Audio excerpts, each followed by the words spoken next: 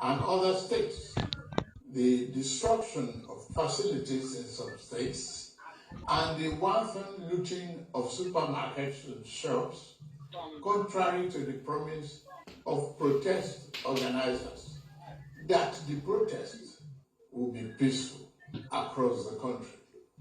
The destruction of properties set us back as a nation, as scarce resources will be again used to restore them.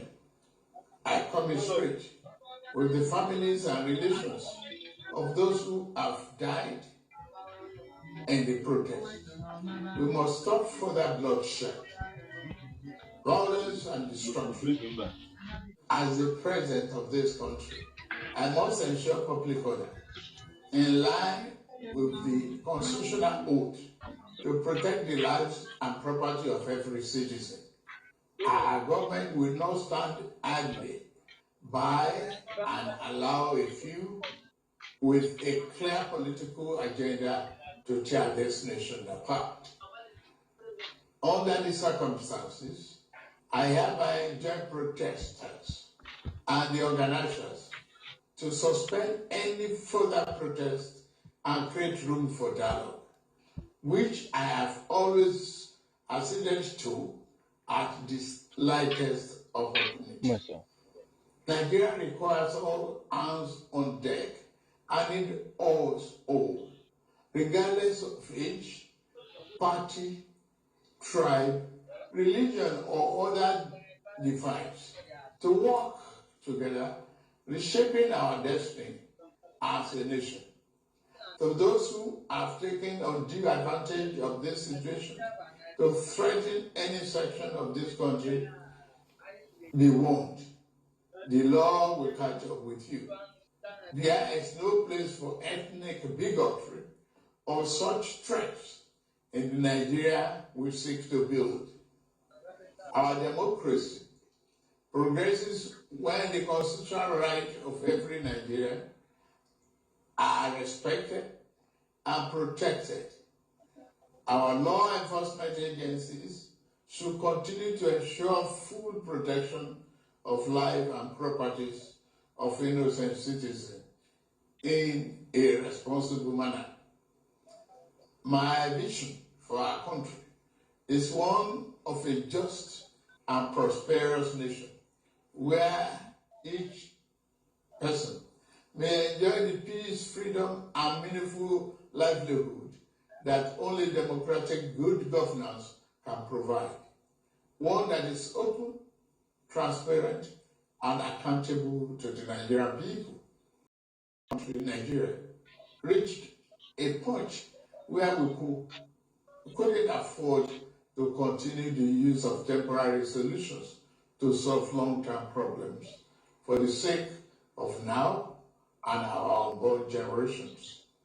I therefore took the painful yet necessary decision to remove fresh subsidy and abolish multiple foreign exchange systems, which had constituted a noose around the economic jugular of our nation and impede our economic development and progress.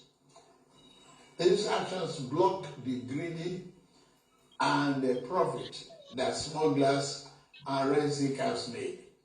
They also block the undue subsidy we have extended to our neighboring countries to the detriment of our people, rendering our economy prostrate. These decisions are made were necessary if we must reverse the decades of economic mismanagement that didn't serve us well. Yes, I agree, the buck stops on my table, but I can assure you that I am focused fully on delivering the governance to the people. Good governance for that matter. In the past 14 months, our government has made significant strides in rebuilding the foundation of our economy to carry us into a future of plenty and abundance. On the physical side, aggregate government revenue has more than doubled.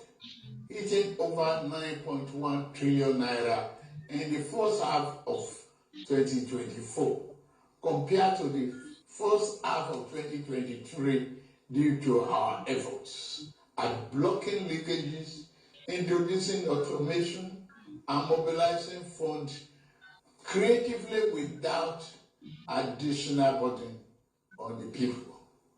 Productivity is gradually increasing in the non-oil sector, reaching new levels and taking advantage of the opportunities in our current economic ambience.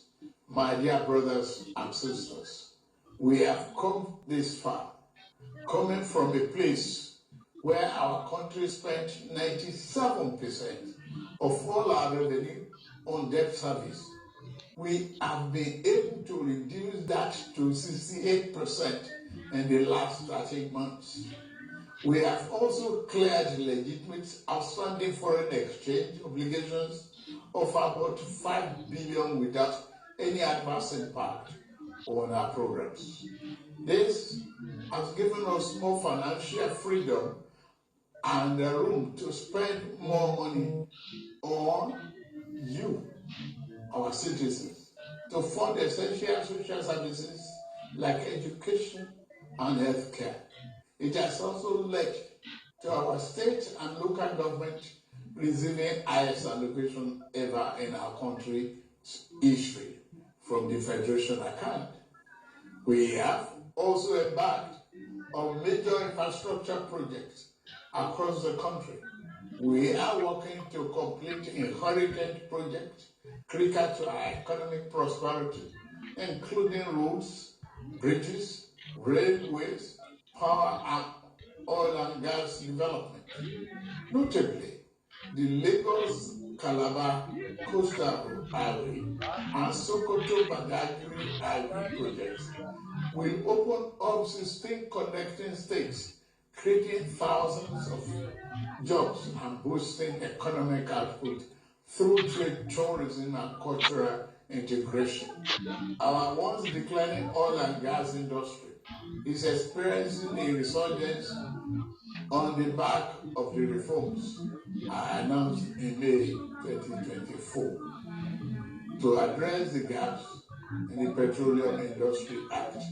Last month, we increased our oil production to 1.61 million barrels per day, and our gas assets are receiving the attention they deserve.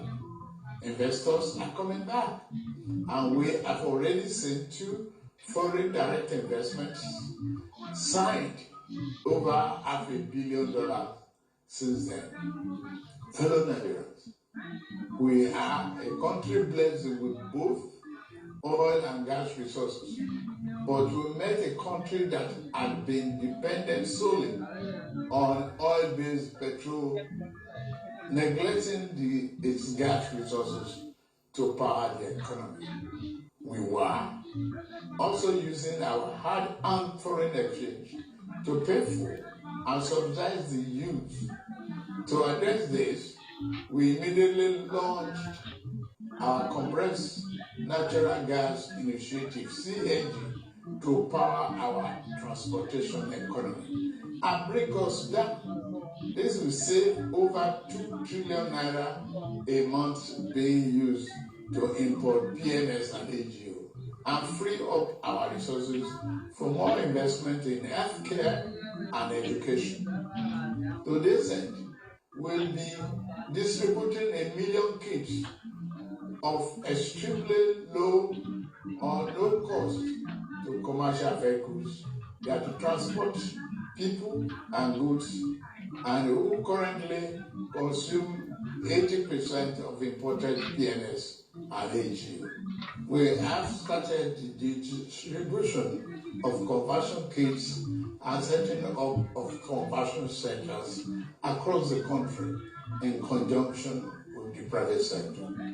We believe that this CNG initiative will reduce transportation costs by approximately 60% and help to curb inflation. Our administration has shown its commitment to the youth by setting up the student loan scheme.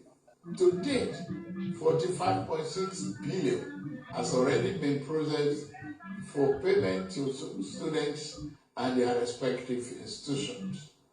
I encourage more of our vibrant youth population to take advantage of this opportunity.